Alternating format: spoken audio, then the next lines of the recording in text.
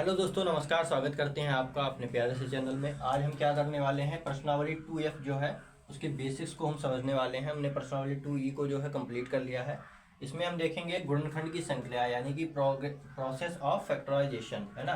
तो सबसे पहले हमने गुणनखंड करके, जैसे जोड़ा बना के या किसी चीज़ को कॉमन लेके ना, किसी एक्सप्रेशन में जो है किसी वेरिएबल को कॉमन लेके हमने उसे किया था, ठीक है, गुणनखंड। अब बात करेंगे हम ये एक यूनिक कॉन्सेप्ट जो है आपका मध्य पद को तोड़कर, है ना, कैसे गुणनखंड करते हैं। बहुत ही इंपॉर्टेंट है, आपको ये 9th में मिलेगा और 10th में भी आपको मिलने वाला है ना।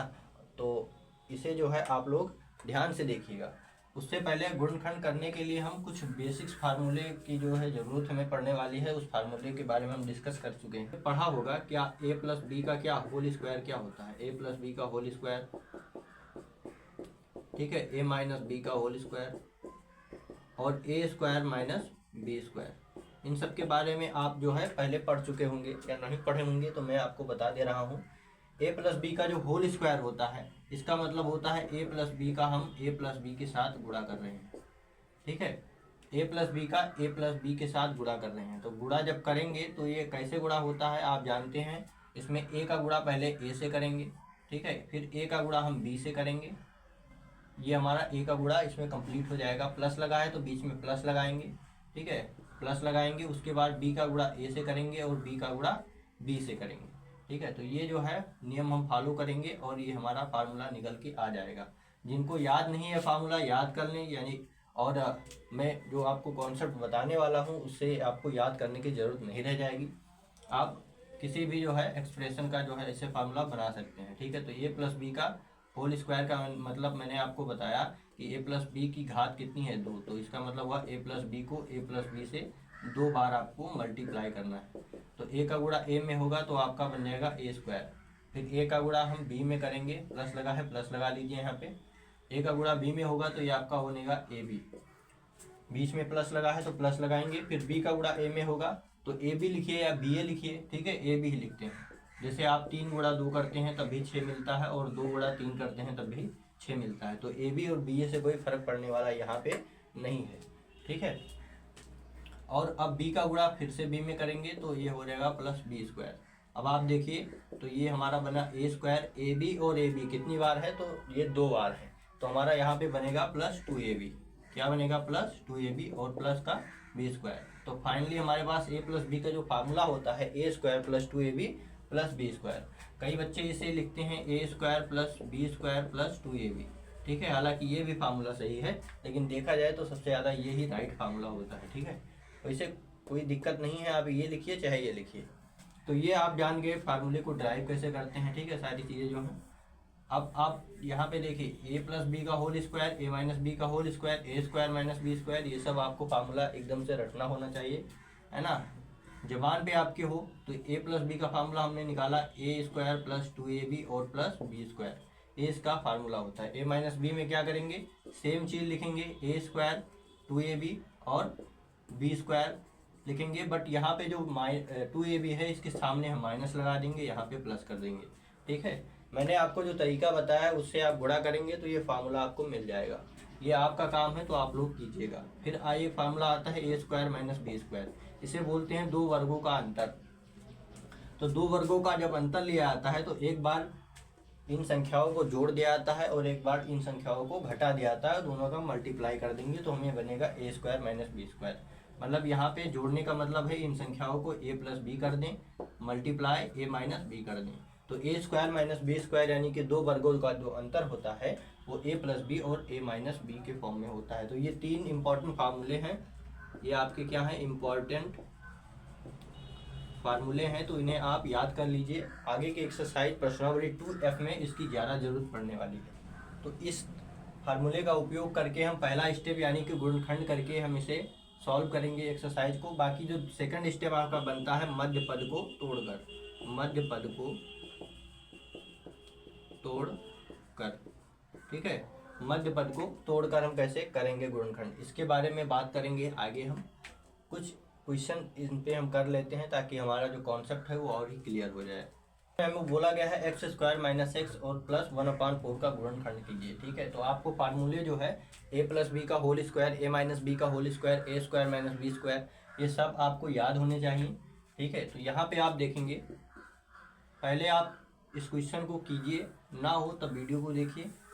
पहले आप करेंगे तो आपको डाउट रहेगा। यहाँ पे हमें एक्सप्रेशन जो दिया हुआ है एक्स स्क्वायर माइनस एक्स और प्लस 1/4, इसमें क्या करेंगे हम, ये आपको बीच में माइनस दिख रहा है ना, तो माइनस दिख जाए तो वहाँ पे ऐसा कोई एक्सप्रेशन हो तो आप समझ जाइए ए माइनस बी का होल स्क्वायर लगने वाला है, और पूरे में प्लस हो तो आप जान जाइए कि ए स्क्वायर ए प्लस बी का होल स्क्वायर वहाँ पे लगने वाला है।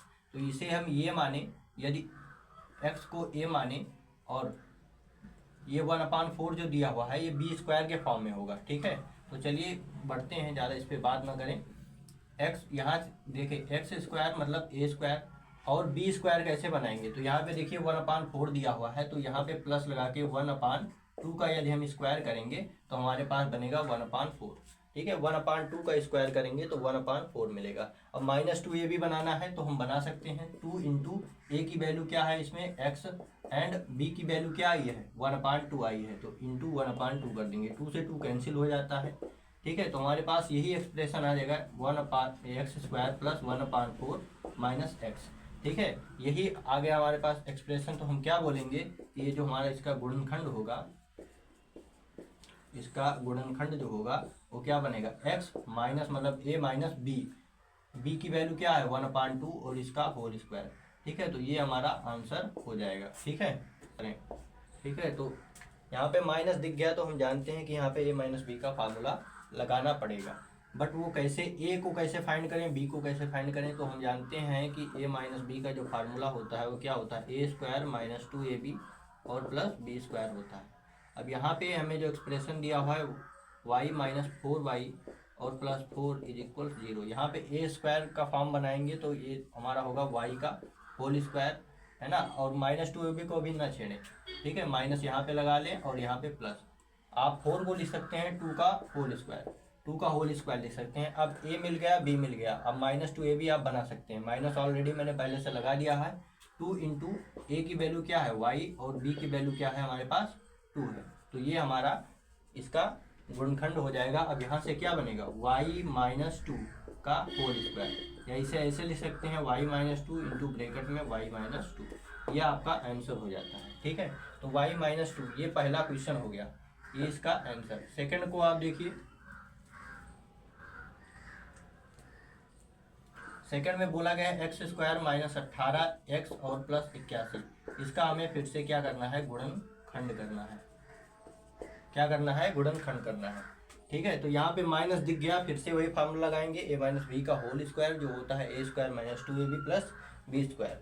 ठीक है, तो यहाँ पे एक्स स्क्वायर माइनस 18x और प्लस 81 दिया हुआ है, तो ए को फाइंड करेंगे तो ए के स्थान पे x दिया हुआ है, मतलब x का होल स्क्वायर लिख सकते हैं, और प्लस 81 को लिख सकते हैं हम 9 का होल स्क्वायर, है ना, 9 का होल स्क्वायर करेंगे तो क्या बनेगा, 81 बनेगा।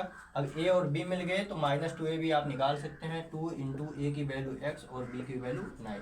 ठीक है, तो ये आपका बन जाता है x square minus 2 into x into 9 और प्लस 9 का होल स्क्वायर।